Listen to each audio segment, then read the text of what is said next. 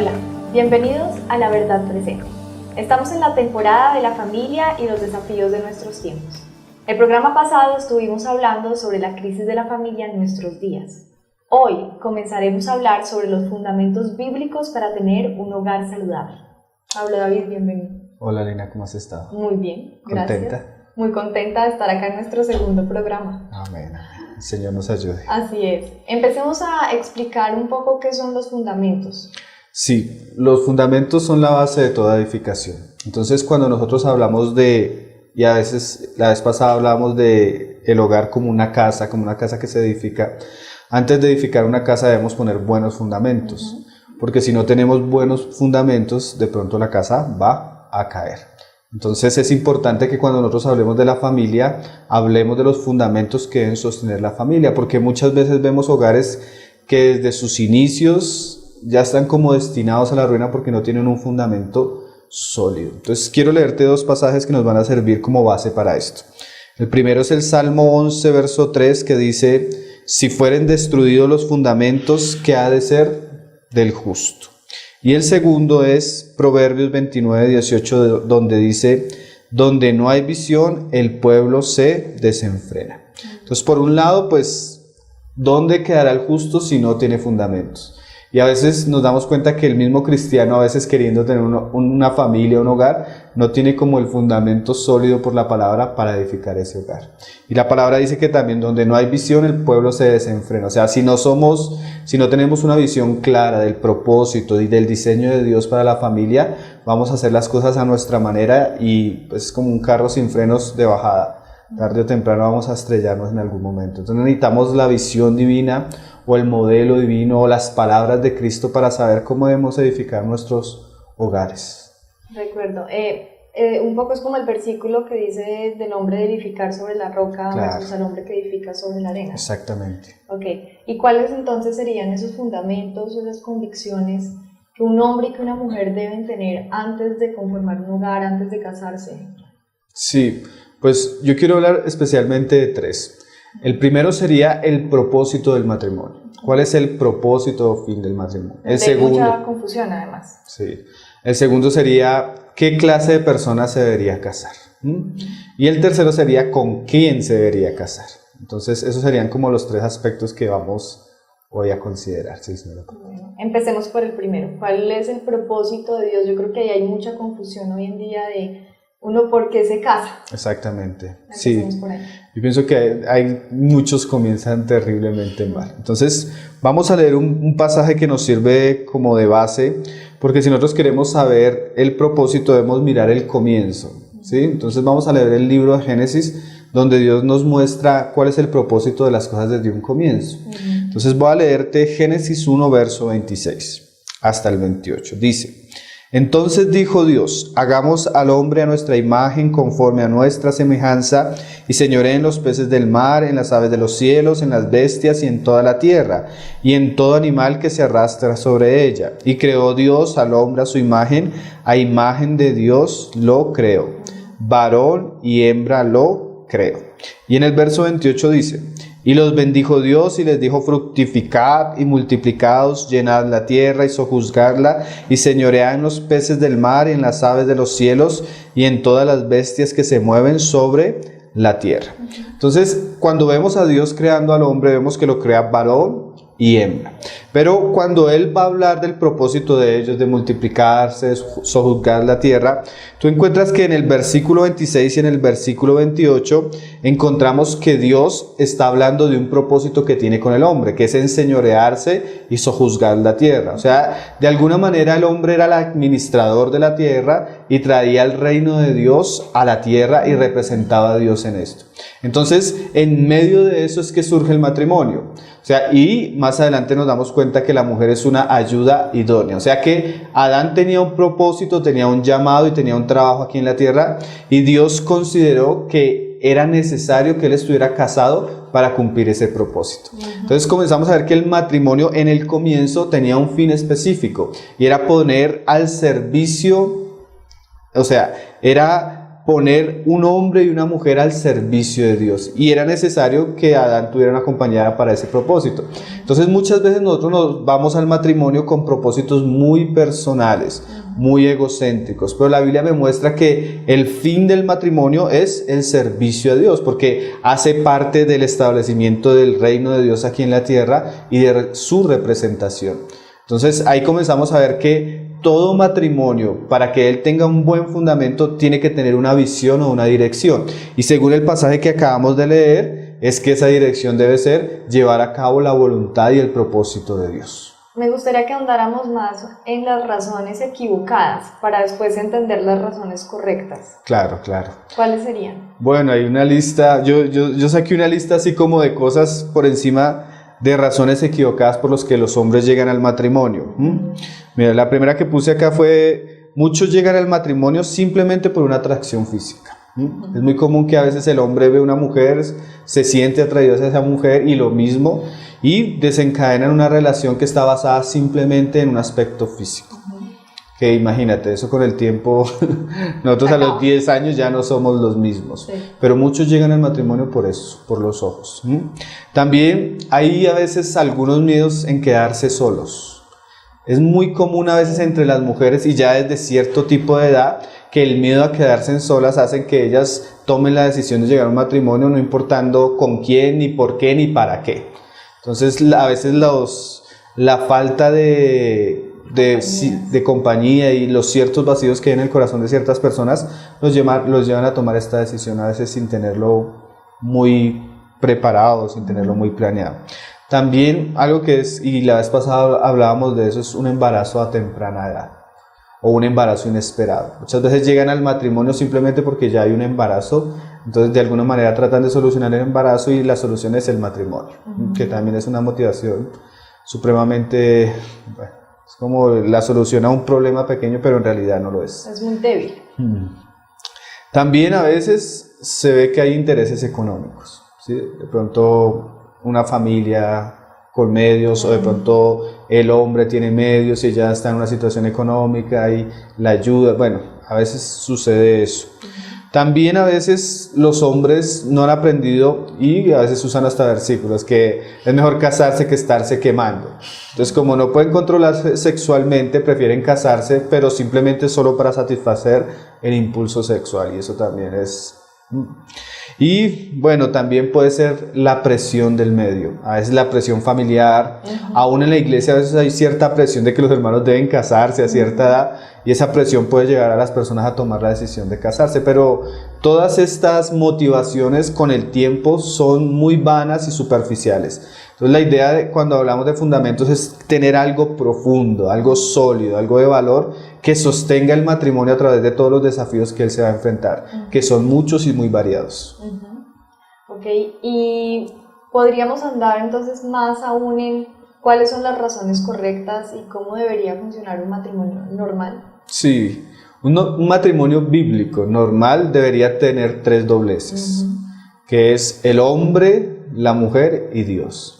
Es un matrimonio donde Dios debe estar involucrado, donde el propósito de Dios, los planes de Dios, la palabra de Dios tiene que ser tenida en cuenta. O sea, es un matrimonio que gira en torno a una dirección, que es servir a Dios, obedecer a Dios y honrarle. Entonces, si en esa medida nosotros podemos honrar a Dios, involucrar a Dios y desde un comienzo planear nuestro matrimonio con ese propósito, vamos a tener la seguridad de que en el camino vamos a tener la ayuda, la compañía y la bendición de Dios. Y cuando se habla de compañía y de ayuda, ¿por eso es que se compara el matrimonio con un yugo?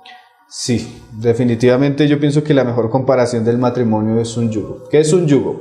Cuando tú coges a 2 animales y los juntas, ¿sí? Por medio de un pedazo de madera, y ellos cumplen una función, porque no se juntan solo por juntarlos. Cuando tú juntas 2 bueyes es para arar, o cuando juntas 2 bestias es para jalar un carro. O sea, el matrimonio y Dios junta a 2 personas con un propósito. Ellos deben tener un fin claro, una intención clara, deseos claros. Entonces, cuando yo me voy a casar, yo, pienso en hacer una familia, pero ¿para qué? Y cuando estoy hablando con una persona, ¿de qué estamos hablando? ¿Cuál será el fin de nuestra unión? ¿Cuál será el fin de nuestro yugo? ¿Cuál es el propósito? Y a veces nos damos cuenta que cuando se casa uno, sin haber tenido en cuenta estas cosas tan sencillas, en el matrimonio el yugo puede ser desigual porque uno va para un lado y el otro va para el otro. Entonces, imagínate una persona que tiene el llamamiento a servirle al Señor y se casa con una mujer que no tiene ese mismo llamamiento. Entonces él va a querer servirle al Señor, él va a querer trabajar para el Señor, pero va a encontrar que una de las grandes oposiciones las va a tener en su mismo hogar.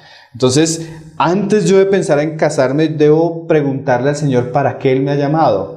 ¿Por qué me dotó de ciertos dones, de cierto talento? ¿Por qué estoy viviendo esto, trabajando en esto? ¿Cuál es, en medio de todas esas cosas, cuál es su llamamiento para mi vida?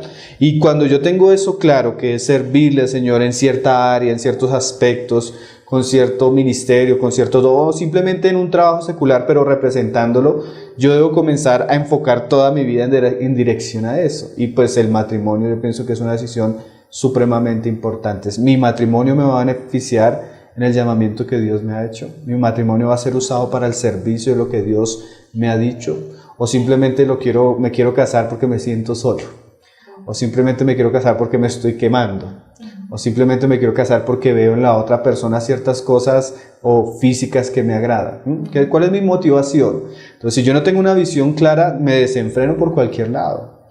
Y a veces pasa eso. El joven está así, se casa y se frustra bastante porque encuentra que su pareja, su esposo, o en el caso de ella, si fuera su esposo, se siente frustrada porque ella quería hacer algo y su esposo no. Entonces, un creyente, ¿qué debe hacer? Delante de Dios, pedirle a Dios que le dé la oportunidad de entender cuál es la voluntad de Dios para su vida, y si es necesario, que él pueda encontrar la compañera con la cual lo va a cumplir. Entonces, en relación a eso debe girar el asunto. Pablo, yo creo que hay una pregunta muy frecuente pues, entre nosotros, entre las personas normalmente, y es el famoso yugo desigual. Sí. Que en principio lo más claro es cuando es una unión entre un creyente y alguien que no sea creyente, pero puede haber un yugo desigual incluso entre dos personas que crean en el Señor. Sí, porque no todos los creyentes tienen las mismas convicciones. Y ahí es donde los dos creyentes deben tener unas convicciones claras, profundas, firmes y específicas. Entonces, por ejemplo, yo he conocido casos de hermanos que cuando van a hablar con la muchacha le dicen: mira, el Señor me llamó para esto, voy a hacer esto, mi vida va a ser esto. ¿Estás dispuesta? Porque puede haber una cristiana que también ama al Señor, pero no esté dispuesta a servir en esto, ni a ocuparse en esto, ni a vivir de cierta manera. Entonces es muy importante tener esas cosas claras desde un comienzo, porque si no, en el camino las cosas van a ser muy difíciles. Yo pienso que nosotros deberíamos esforzarnos para que en nuestra generación se levanten hombres como Josué, que ellos puedan decir: yo y mi casa serviremos a Jehová. O sea, él entendió que el propósito de su vida, y no solo de su vida, porque a veces eso es mi ministerio, pero en realidad en la práctica el ministerio nunca es de una sola persona, siempre tiene la ayuda de otras, siempre tiene la ayuda de la esposa, siempre tiene la ayuda de su casa, su ambiente familiar.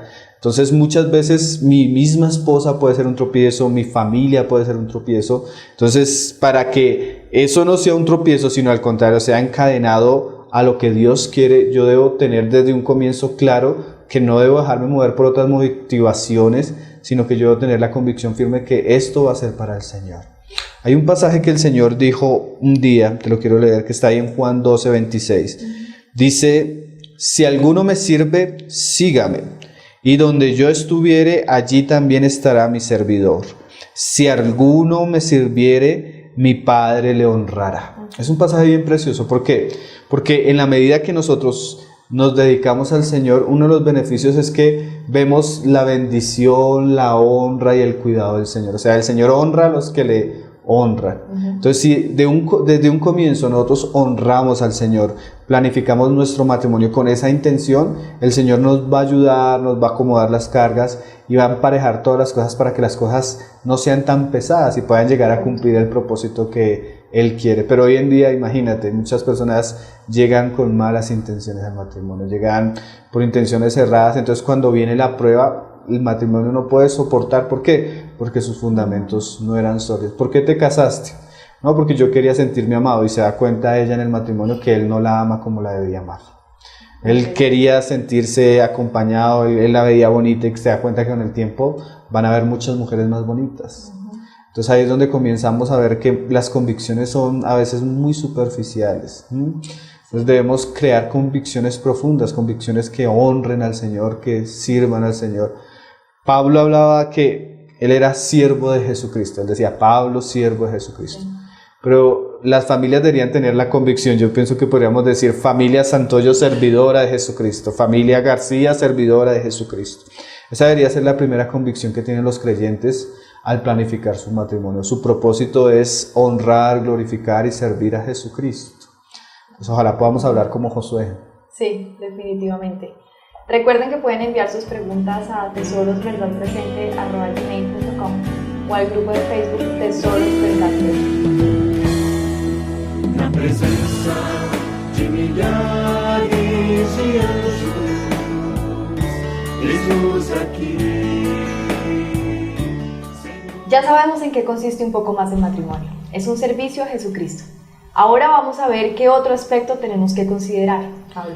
Bueno, el siguiente aspecto sería la madurez en la que la persona debe encontrarse con este desafío. Voy a leer primero el pasaje en Génesis 2:24 que nos habla de esto. Dice, por tanto dejará el hombre a su padre y a su madre y se unirá a su mujer y será una sola carne. Entonces la palabra es muy clara que el matrimonio se debe llegar siendo hombre y siendo mujer. La vez pasada veíamos la estadística en Estados Unidos que 2 de 3 matrimonios menores de 30 años terminan en divorcio, porque muchas veces la gente asume esta responsabilidad, esta gran responsabilidad, sin estar en la madurez necesaria para enfrentar los desafíos que tiene un matrimonio. Entonces, uno de los problemas, como ahorita mencionábamos, que tiene el matrimonio son los embarazos a temprana edad. ¿Por qué? Porque hay una sexualidad prematura y eso hace que muchos lleguen al matrimonio por causa de que se cometieron errores siendo muy jóvenes. Y cuando se hace muy joven se es inestable y generalmente siempre estos matrimonios terminan en fracaso. ¿Y cuáles son las causas por las cuales ocurren estos embarazos a temprana edad? Sí, la palabra dice que todo tiene su tiempo y que lo que Dios hizo, lo hizo bueno en su tiempo. Entonces nosotros tenemos una generación tan inmoral que está llegando a muchos aspectos precozmente, especialmente la sexualidad. Entonces, ¿qué pasa? Nosotros tenemos, como te digo, una sociedad inmoral. Tú miras la televisión, hoy tenemos alto contenido sexual, las novelas, los programas, las propagandas, la música que escuchan los jóvenes hoy en día, el internet y la industria de la pornografía es una industria que promueve, incita eso, porque no solo es entretenimiento, sino que hay una estimulación muchas veces a temprana edad de la sexualidad en los jóvenes, en las niñas. Entonces muchas veces se llegan a experimentar por curiosidad, por presión, por la misma incitación que hay en los medios. Entonces se llega a temprana edad a esto y es lamentable porque eso desestabiliza todas las cosas, porque la gente va a llegar a un hogar con niños pequeños siendo muy jóvenes. Imagínate que la estadística de aquí en Colombia, de que el joven varón, el hombre, pierde su virginidad más o menos a los 13 años. Y en las mujeres es más o menos a los 15 años. Entonces los niños están llegando a experimentar ya la sexualidad a muy temprana edad. Y eso pues daña profundamente el matrimonio, no solo porque la sexualidad puede marcarnos físicamente con traumas, sino que también hay un aspecto emocional que es muy frustrante cuando un joven tiene una relación con una muchacha, hay sexualidad y esa relación se rompe, como que esa conciencia de unidad cuando se une una persona sexualmente a la otra se pierde y es muy fácil que esa pareja tenga relaciones sexuales ya muy diversificadas con muchas personas. Entonces eso hace que la integridad del matrimonio, del hogar, se pierda y desde ahí se está colapsando la familia en nuestros días. Entonces imagínate que al día, aquí en Colombia nacen 405 niños de personas o de jóvenes que están entre la edad de los 10 y los 19 años. Entonces el índice es altísimo de niñas embarazadas y pues imagínate qué le espera a una muchacha o a un hogar así, porque definitivamente esos hogares son de corto plazo. Sí. ¿Qué impacto tiene la televisión, qué impacto tiene internet en niños de temprana edad? O sea, ¿se debería dejar a los niños tener acceso y si se debería dejar tener acceso, ¿hasta qué límite, hasta qué punto? Porque tengo la percepción de que eso ha generado como dramáticamente un incremento en que los niños empiecen su sexualidad a muy temprana edad. Sí, definitivamente yo considero que padres cristianos, si tienen internet en su casa, deberían controlarlo. No debería ser libre, no debería ser abierto.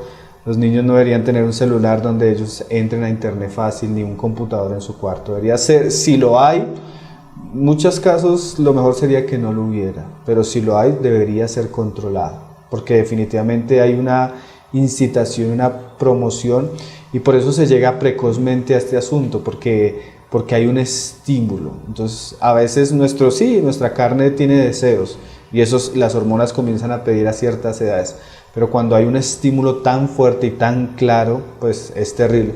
Pero no solo el internet, tú hoy entras a las novelas de las 6 de la tarde y tenemos casi escenas sexuales ya. Sí. Eso no se veía hace algunos años. La televisión hoy en día está supremamente contaminada, y eso es un estímulo, porque no es solo entretenimiento, sino eso que nos entretiene, entre comillas, nos está estimulando a vivir de cierta manera. Yo vi un artículo, creo que fue en El Tiempo, de alguien que decía que ¿cómo esperamos que nuestra generación esté libre de las drogas y esté libre de una sexualidad temprana edad, cuando las novelas principales son el Capo, Pablo Escobar, y las otras novelas donde las muchachas se prostituyen, ¿sí? No quiero decir ni siquiera los nombres, pero entonces si esas son las novelas premier, las que ve la familia, las que ven nuestros niños pequeños, ¿qué se puede esperar de ellos? Entonces tenemos una sociedad inmoral, familias inmorales, y eso está haciendo que nuestros jóvenes a una edad muy temprana tengan una sexualidad ya, sí, abundante, y muchas veces pues ni siquiera esos asuntos como tan preciosos como la virginidad, como la pureza sexual, se están perdiendo en nuestra generación. De hecho es considerado malo ahora. Sí, definitivamente. Si tú eres virgen en el colegio, vas a tener la presión de tus amigos, de tus compañeros, porque es algo vergonzoso. ¿Y cuál es el rol que debe cumplir la iglesia y la familia bajo esta circunstancia, bajo este momento? Ahí es donde está más el problema. ¿Por qué? Porque tristemente esta generación se caracteriza por ser una generación abandonada. Entonces hay poca influencia de la familia sobre sus hijos, poco cuidado, poca atención, poca enseñanza, poca disciplina, y ahí es donde el desafío es más grande. Yo pienso que a veces uno es invitado a compartir la palabra en ciertos asuntos y el papá y la mamá quiere que su hijo los escuche, pero uno se da cuenta que la conciencia primero comienza con los padres. Porque muchos padres fracasaron, pero no debe ser el mismo camino de los hijos. Entonces, los padres que fracasaron por sus experiencias deberían ser conscientes que ellos necesitan preparar a la generación futura, siguiente, para que no caigan las mismas cosas. Entonces, ahí es donde está el desafío. Hay una responsabilidad bíblica sobre ellos. Efesios 6, verso 4 dice: y vosotros, padres, no provoquéis a ira a vuestros hijos, sino criadlos en disciplina y amonestación del Señor. Entonces ahí ese pasaje nos muestra que los padres son unos agentes determinantes en lo que va a ser el niño, lo que va a ser el joven. Entonces debe haber acompañamiento de los padres, debe haber amor de los padres, enseñanza y corrección, porque tú no puedes criar a alguien si no lo estás acompañando en el proceso. Entonces muchas veces nosotros los padres pensamos que la educación de los hijos le corresponde al profesor del colegio o al pastor de la iglesia. O tristemente, pues esta es la generación que no tiene la mamá en el hogar. Entonces, como la mamá no está en el hogar, muchas veces el hijo es educado por la abuela, el hijo es educado por la nana o por el televisor. Entonces, la falta de compañía, de acompañamiento, hace que los padres tengan poca influencia y poco conocimiento de los desafíos que está viviendo su hijo. Entonces, el abandono de un hijo en un hogar o a los pies de la abuela, que de alguna manera no tiene la misma figura de autoridad, o a los pies de una nana que se le está pagando, que tampoco tiene la misma figura de autoridad, hace que el niño pues no tenga visión, no tenga corrección y ande desenfrenado. Entonces nosotros tenemos una generación de jóvenes que se criaron solos o a la luz del televisor, y hoy en día todavía peor, a la luz de internet. Entonces, ¿qué debería hacer la familia? La familia debería ser consciente de que su trabajo misionero comienza en su propia casa, porque a veces ese es el otro problema. Tenemos padres involucrados constantemente en un servicio, en un lugar, en una iglesia, y muchas veces sus hijos están siendo descuidados. Conocí el caso de un pastor que le llegó a la casa a una de las hermanas de la iglesia. Pastor, que quiero hablar con usted. No, la consejería en los domingos. No, pastor, es que quiero hablarle. ¿Qué me quiere decir, hermana? No, es que mi hija está embarazada. ¿Cómo? ¿Tu hija de 13 años? Sí. Mi hija de 13 años. ¿Y quién fue? El hijo del pastor, de 13 años. Pues a veces hacemos muchas cosas, pero estamos invirtiendo poco en la educación y en la formación de un carácter cristiano en ellos, de principios cristianos y también de guardarlos de ese ambiente hostil que ellos están viviendo. Porque definitivamente un hogar cristiano no debería tener antena parabólica o acceso a una gran cantidad de canales que en realidad no traen nada de edificación ni de bendición. Entonces un hogar cristiano debe velar y debe cuidar con lo que sucede en sus hijos en la casa. Y muchos de ellos pues muchas veces no saben porque la mamá no está, el papá no está. Y los papás piensan que de pronto pagando un curso de baloncesto, un curso de música, un curso de natación, van a suplir esos vacíos. Pero la verdad los niños se están enfrentando a un desafío grandísimo, ya comenzando desde su propia carne, pero un desafío grandísimo en sus colegios y el bombardeo que están recibiendo es contundente y nosotros lo hemos visto y es muy triste que una hermana llegue a decirte que que su hija embarazada, que su hijo embarazó y uno no poderle decir nada porque no había quien nos acompañara. Entonces una cuestión está en el acompañamiento, que es un asunto de amor, porque muchas veces nosotros hemos perdido la esencia del amor. El amor es darnos, no dar cosas, porque hoy en día el amor es dar cosas, no, el amor verdadero es darnos a nuestros hijos. Y si tenemos que vivir de pronto con menos recursos, si tenemos que abstenernos de ciertas cosas, es mejor la presencia de los padres en la casa, es mejor la presencia de la madre, cuidando, enseñando, instruyendo. También otra cosa que se ha perdido terriblemente es la instrucción.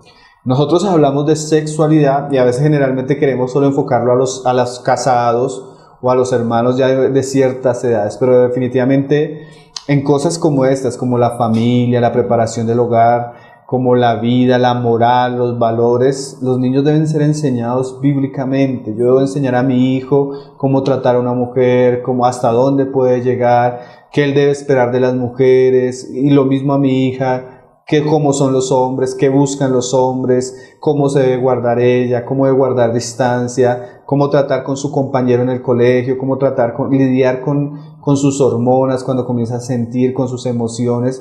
Debe haber una instrucción y una educación bíblica que muchas veces no hay. Si no hay instrucción, pues, y es que lo triste es que nos sorprende la crisis, pero no nos sorprende que no hemos educado durante 10, 15 años. Entonces cuando viene la prueba decimos, ¿pero por qué, Señor? Entonces no es suficiente, sí hay que orar, pero que hay que acompañarlos. Claro. O sea, de hecho esa es la consecuencia, ¿no? Exactamente. Y lo que entiendo con lo que dices es que esa instrucción es lo que construye el fundamento. Definitivamente cuando hay instrucción, cuando hay enseñanza, hay límites, ¿sí? Los hombres no se descarrían en sus deseos, hay acompañamiento, hay cuidado, hay vigilancia, porque un niño no debería estar solo, un niño no debería estar en su casa solo, ¿no? Claro, hay casos excepcionales, de pronto la mamá que es divorciada, la mamá que es madre, cabeza de hogar.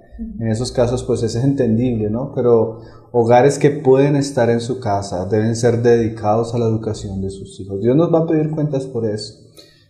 Como decíamos ahorita, nuestro primer campo misionero son ellos, son sus conciencias, es su mente, es su vida.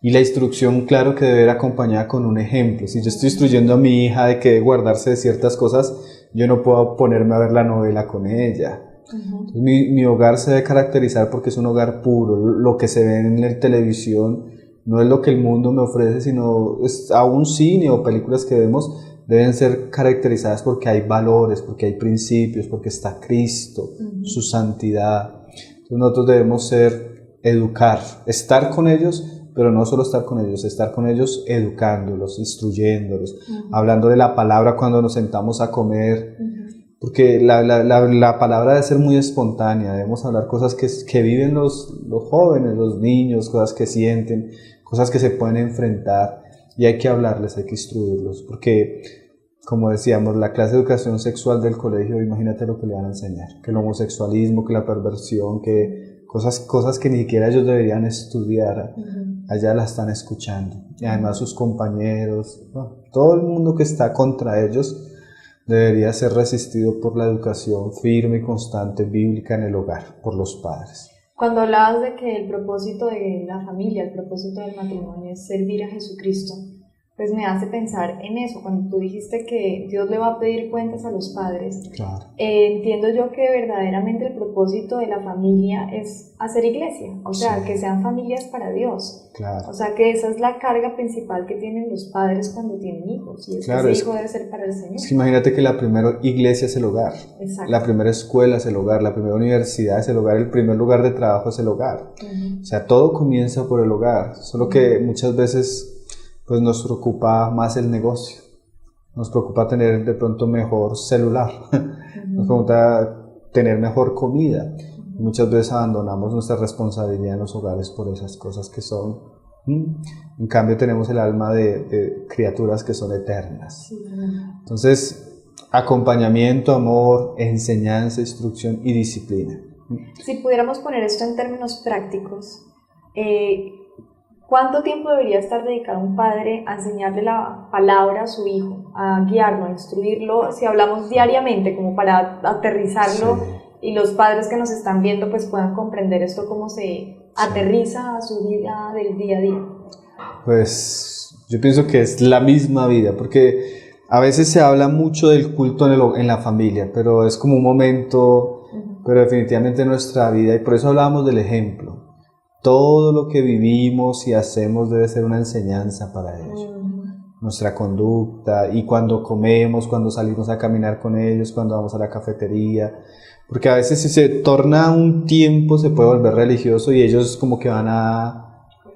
Pero igual sí definitivamente debemos leerle la Biblia, memorizar la Biblia con ellos, escuchar mensajes, hacer que la fe de nosotros los permee constantemente. Entonces, y el otro asunto es la disciplina. Yo pienso que un hogar no solo ama, no solo enseña, sino corrige. Y corrige ciertas cosas. Por ejemplo, los padres deben tener convicciones también. Convicciones de que en mi casa no se va a ver cierta televisión. Convicciones de que en mi casa no se van a hacer ciertas cosas. No se va a escuchar cierta música, porque eso permea la conciencia de ellos. Además, yo diría que en nuestros hogares deben haber unos no claros y firmes. Y eso a veces lo han perdido los hermanos. Como que no firmes, no claros y firmes. Pues estamos hablando de que debe haber cierta madurez para llegar a ciertas relaciones. Entonces yo no voy a permitir que mi hijo de 12 años o 14 o 15 o hasta 16 años que está en el colegio, que no ha salido del colegio, comience a tener una relación con una muchachita que no va para ningún lado, ni que ellos están en la edad necesaria para hacerlo. Entonces un no claro sería... Y el no claro siempre debe ir acompañado de una instrucción, porque no es solo decir no, sino por qué decimos que no. Por ejemplo, si tú vas a una oficina, a un trabajo y te dicen tienes que usar casco, ¿y por qué? Hay una razón, ¿sí? Todo tiene una razón. Entonces nosotros decimos no en ciertas áreas, pero debe haber una razón. No novios, ¿por qué? Porque te debes guardar para tu esposo y debe haber convicciones. No yugo desigual, ¿por qué? Porque debemos enseñarle las consecuencias del yugo. O sea, debe haber una disciplina y unas restricciones que son claras por las escrituras y los papás tienen lugar ahí. Entonces debe haber un acompañamiento, una enseñanza, una instrucción, disciplina y guardar ciertas cosas. No internet a ciertas edades también es una buena decisión. Sí, nosotros vivíamos sin internet hace 5 años, entonces nuestra generación siguiente lo puede hacer. Sí. Entonces hay muchas cosas, muchos hobbies, muchas cosas que ellos pueden, en las que ellos se pueden ejercitar y no necesitan estar detrás de un celular o de un computador.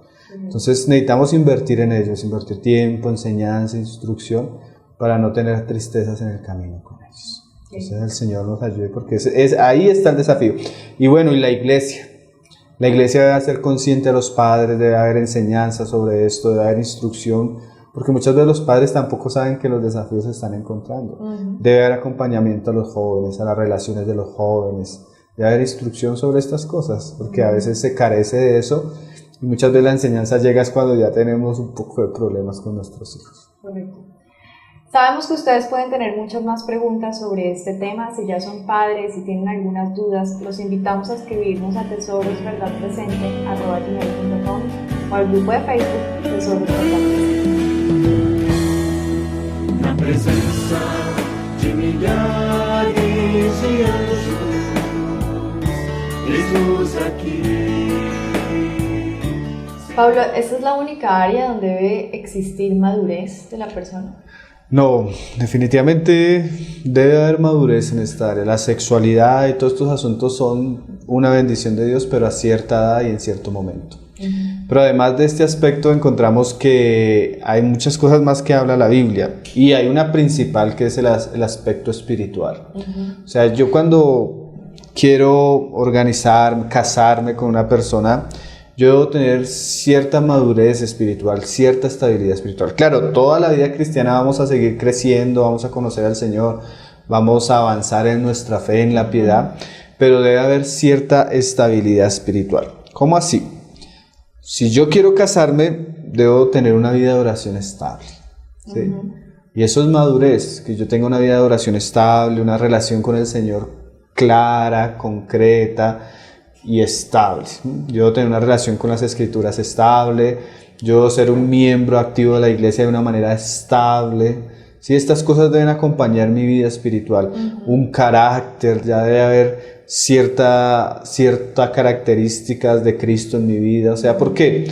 Porque es que el matrimonio exige muchas dosis de moral y de muchas dosis de carácter cristiano. O sea, el matrimonio exige mucho amor, mucha paciencia, mucha fe, mucha misericordia. Y si yo llego al matrimonio sin tener cierta estabilidad espiritual, los desafíos del matrimonio me pueden derrumbar. Entonces, yo debo crecer en esas áreas. Es muy importante lo espiritual, porque lo espiritual me está preparando para asumir ciertas responsabilidades que si yo no las tengo, en el matrimonio las voy a necesitar abundantemente. Sí. Entonces se debe cultivar una vida cristiana, valores cristianos, carácter cristiano, porque eso me va a ayudar el día que yo me enfrente al matrimonio. Entonces, a veces pasa algo, y eso está pasando, y eso suele pasar. Personas que no son estables espiritualmente, cuando piensan en casarse o se enamoran de otro hermano, se vuelven espirituales. Entonces hay como una falsa piedad que tiene una ganancia deshonesta. Entonces yo quiero conquistar a la muchacha y la muchacha es piadosa, entonces yo me vuelvo más piadoso. Oro con ella, leo con ella, voy a las reuniones con ella, pero tal vez eso no me acompaña. Y eso pues en el noviazgo pareciera muy bueno, pero cuando llega el matrimonio se acaba. Entonces a eso nos referimos con estabilidad. Yo no debo esperar que el matrimonio me beneficie o me haga estable o me beneficie espiritualmente. Al contrario, yo debo estar estable para poder llegar a él, para poder sobrellevarlo. Porque definitivamente el matrimonio, como estamos hablando en esta temporada, tiene muchos desafíos. Y si yo no estoy en estabilidad espiritual, con firmeza, en carácter, en madurez, el matrimonio me puede quemar totalmente. Y eso es lo que pasa a veces. Vemos cristianos que se casan y no estaban espiritualmente preparados para ello. Entonces viene el desafío del amor, el desafío de la paciencia, el desafío de los caracteres, y de una vez llegan y sucumben. Entonces hay muchos pasajes que me hablan de eso. Por ejemplo, podemos citar uno de Juan, 1 de Juan 3, verso 16, que dice: y en esto hemos conocido el amor, en que Él puso su vida por nosotros. También debemos nosotros poner nuestras vidas por los hermanos. Entonces, ¿qué dice este pasaje? Que cuando yo conozco el amor de Cristo, y ese amor me llena mi corazón, llena mi vida, llena mis expectativas, llena mis vacíos, quita mis temores, quita todo lo que hay en mí y me permea tanto, yo voy a tener la capacidad de amar a otros, ¿sí? Entonces, en la medida que yo conozco y disfruto y me lleno del amor de Cristo, voy a poder amar a mi esposa. Porque definitivamente es un desafío para las personas llegar al matrimonio y esperar que la otra persona me dé cuando lo que el matrimonio pide es que yo dé. Entonces, en vez de que el matrimonio me aporte, cuando yo llego al matrimonio debo tener la capacidad de aportar de Cristo, de amor, de la paciencia, de la bondad que Él me ha dado. Entonces, el cristiano debe invertir tiempo antes de pensar en casarse en su vida espiritual, a tal punto que Cristo los llene tanto que su copa esté rebosante y ahí puedan venir otras personas a beber, su esposa y sus hijos que el Señor les les conceda. Entonces, hay una gran pregunta, y nosotros leíamos la vez pasada que cuando uno iba a la guerra debía hacer cuentas si está preparado para los desafíos. Entonces el cristiano debe decir, estoy preparado espiritualmente para ese desafío. Se tiende a creer mucho que el matrimonio pues construye carácter, y entiendo que sí, pero me parece muy importante hacer énfasis en esto, porque muchas personas creen que ese carácter lo van a construir en el matrimonio, y no que necesariamente tienen que llegar con ese carácter al matrimonio. ¿Cuál sería como el punto límite o la diferencia entre estas dos áreas, como para aclararle a las personas que tenían la misma percepción que tenía yo, y era, bueno, pues si el matrimonio es una escuela de carácter, no tengo que estar todavía con todas esas virtudes para poder llegar a casarme, pero veo que sí, o sea, sí es necesario hacerlo, aunque sea verdad que es una escuela de construcción de carácter. Sí, o sea, ambas cosas son verdad. O sea, toda la vida vamos a estar madurando, creciendo, formando carácter, y el matrimonio nos va a ayudar bastante también en eso. Pero es verdad que si no hay estabilidad espiritual antes del matrimonio, cuando se llega al matrimonio se puede fracasar. Entonces no esperamos que el hermano sea el hombre espiritual de 40 años, misioneros, que ha sufrido, que tiene 10 hijos, pero sí esperamos por lo menos que tenga estabilidad en cosas como las que yo te hablaba, que sea un cristiano que ore normalmente, que sea un cristiano que se reúna normalmente, que sea un cristiano que persevere en la palabra normalmente, que sea un cristiano que haya aprendido a sobrellevar pruebas, dificultades, a cargar su cruz, ¿sí? Que no haya necesitado de la muchacha para afirmarse, ¿sí? Porque ese es el otro problema, y llegan muchos sinvergüenzas a la iglesia. Entonces, mucho incrédulo llega a la iglesia y ve a la hermana y se vuelve espiritual solo por la hermana, pero cuando se casa definitivamente no estaba preparado para eso, y termina dejando a la hermana al año o siéndole infiel con otra mujer al poco tiempo. ¿Por qué? Porque no había preparación. Entonces, definitivamente hay un asunto de madurez, no solo de edad, sino espiritual. Yo tengo que estar en la capacidad espiritual de poder no solo pastorearme a mí, sino estar en la disposición de pastorear a otros. Porque es que imagínate las palabras de Pablo a los hombres. Ahí en Efesios 5:25 dice: maridos, amad a vuestras mujeres, así como Cristo amó a la iglesia y se entregó a sí mismo por ella. Entonces la pregunta es para el joven: ¿tiene suficiente amor para entregar la vida por ella? Sí. O sea, ¿tiene ya la capacidad de darse, o está esperando que le den? Porque si llegamos al matrimonio solo a esperar que nos den, vamos a sentir que el asunto no era como lo pensábamos. Entonces debe haber madurez espiritual, debe haber formación de carácter, debo estar preparado para soportar cierta presión. Sí, porque el matrimonio trae mucha presión. Definitivamente el soltero no lo entiende sino hasta cuando está casado. Entonces a veces, dice la Biblia, bueno les llevar al joven el yugo desde su juventud. Entonces es bueno que el hombre aprenda a tener ciertas experiencias que lo maduren, porque ellas lo van a preparar para el hogar, para el matrimonio, para los desafíos, para los problemas, para las pruebas que tiene el hogar.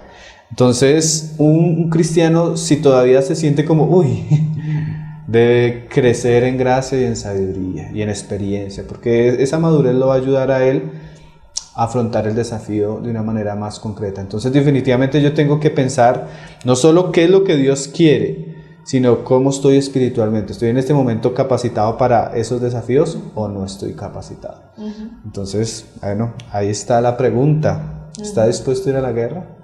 ¿Ya está preparado para morir como Cristo por su hogar? Entonces, es una pregunta que todo cristiano debe hacerse. Sí. Mujer y hombre. Claro, ambos tienen que morir, porque es que llegan dos y queda solo uno. Entonces ambos llegan muriendo para que se forme una unidad. ¿Sí? Entonces es una experiencia de ambos. Lo mismo pasa mucho que ella no estaba preparada para las cuestiones del hogar, los desafíos del hogar, los niños, los embarazos, muchas cosas. Y hay que prepararse espiritualmente para sacrificarlos. El amor es darnos, y el amor es la base de un hogar. Entonces debemos prepararnos para darnos.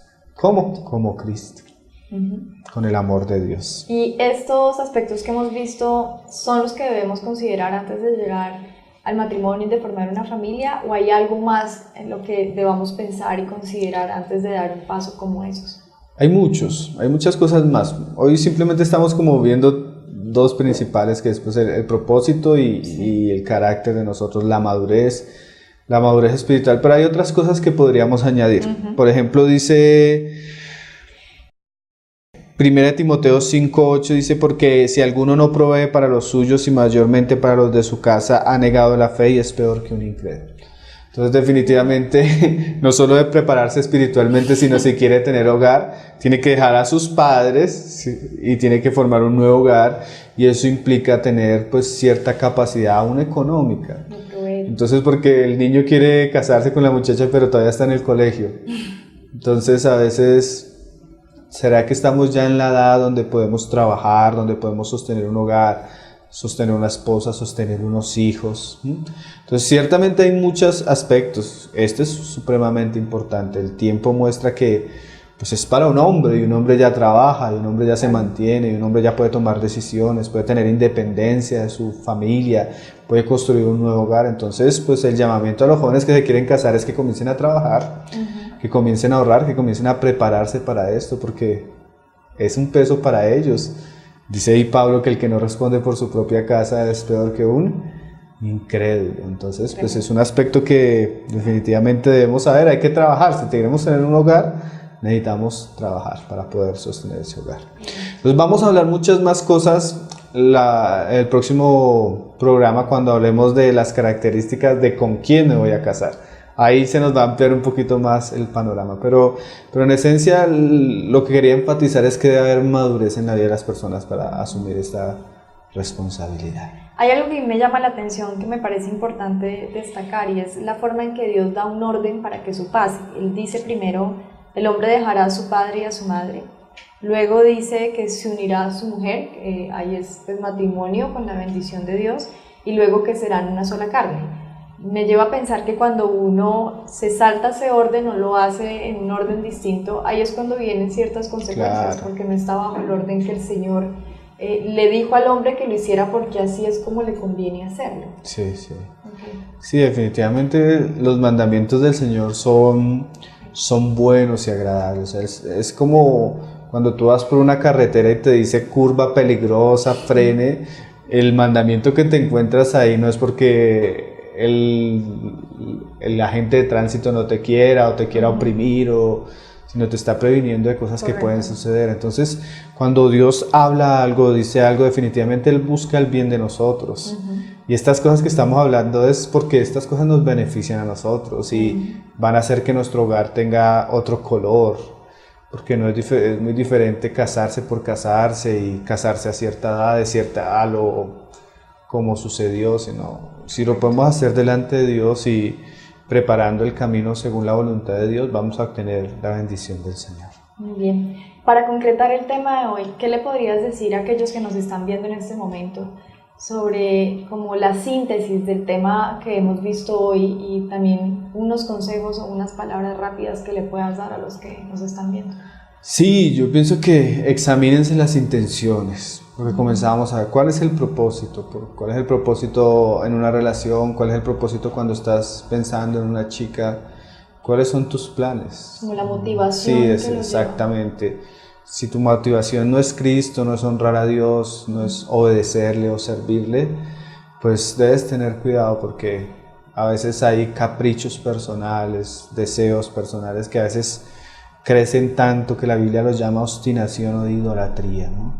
Y cuando yo me enfrasco en un negocio tan importante, eso es como ir a la guerra con grandes enemigos y no tener el respaldo de aquel que me pueda ayudar en todo. Entonces yo pienso que lo mejor que puede hacer un hombre y una mujer es involucrar a Dios en su vida, llenarse de Él, como decíamos hoy. En la medida que yo me lleno de Cristo, yo no voy a estar en afanes ni angustias aún por conseguir mi pareja, porque cuando yo me lleno de Cristo y me acerco a Él, me voy a dar cuenta que encontrándolo a Él, voy a encontrar la persona que Él ha preparado para mi vida. Entonces, mientras tanto, que inviertan en cuestión de carácter, que inviertan en su vida espiritual, que crezcan, que maduren, porque también es que nosotros tenemos una generación de hombres que son niños. Quieren estar detrás de un balón de fútbol, quieren estar jugando, ellos necesitan crecer. Hubo una época, ¿sí?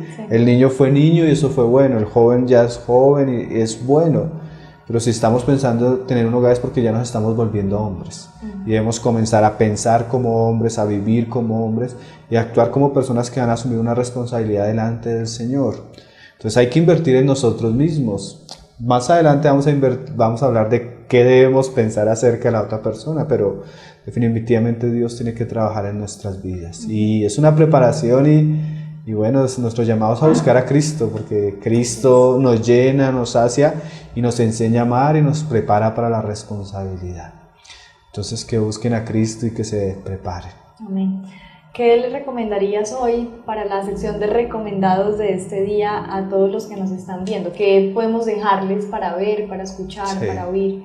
Sí, bueno, hoy no quisiera recomendar un libro, sino quisiera recomendar una película. Es una película que es del año 1998 y cuenta la vida de una joven. Y la película está basada en un libro.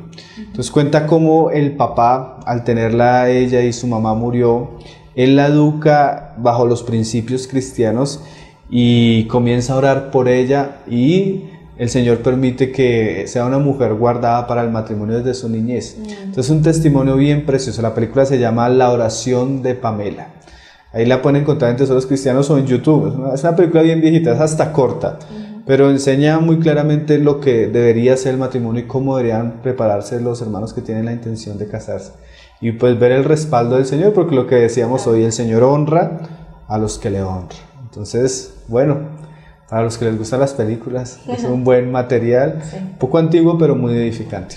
Podríamos cerrar con ese proverbio que creo que dice que instruye al niño en su camino y este nunca se alejará de la palabra o del Señor. Sí. No lo recuerdo bien, pero si podrías recordárnoslo sería muy claro útil, que sí. porque es una promesa del Señor muy linda, ¿no? Muchas veces los padres se preguntan, bueno, y yo lo instruyo, pero él puede alejarse, pero hay una promesa del Señor sobre esa tarea que tienen los padres de instruir. Sí, y mira que yo he escuchado el caso de varias personas que fueron instruidas cuando pequeños, cuando jóvenes, llegaron a la universidad y se alejaron, pero en ese alejarse se encontraron con Cristo. Y inmediatamente ellos se encuentran con Cristo, siempre la experiencia es esta, que toda la instrucción de sus padres, de sus líderes, de sus pastores, de sus maestros, en el momento de la conversión, volvió. Cobra vida. Entonces sí, exactamente, el río coge vida, coge color, entonces nunca la instrucción es en vano. Nunca la instrucción es en vano y sí hay promesas de que el Señor, si nosotros hacemos lo que es agradable a Él nos va a bendecir y nos va a ayudar en el camino. Entonces mira, te lo leo, dice Proverbios 22:6, instruye al niño en su camino y aun cuando fuere viejo no se apartará de él. Entonces el Señor nos permita, trabajar en eso. La luz de esperanza. Pablo, muchas gracias por acompañarnos hoy nuevamente y por explicarnos todo lo que nos has explicado el día de hoy sobre el propósito de Dios, sobre la clase de persona que debe casarse, y entiendo yo que en el siguiente programa ahora veremos sobre las clases de personas con las que debemos hacer familia y conformar familia. No, gracias al Señor por este momento, Lina, la verdad que es hasta muy edificante para nosotros. Y bueno, a los que nos ven, que el próximo programa va a estar muy interesante porque vamos a hablar de la pareja. ¿Cómo debería ser la pareja con la que nos debemos casar? Tremendo. Bueno, ya saben que no se pueden perder el próximo programa. Les damos las gracias por habernos acompañado hoy. Les recuerdo que pueden enviar sus dudas o preguntas a tesorosverdadpresente@gmail.com o al grupo de Facebook Tesoros Verdad Presente. También es importante que sepan que pueden entrar a tesoroscristianos.net y ahí pueden encontrar mucha más información, pueden ser de mucha edificación para ustedes y su familia. Muchas gracias.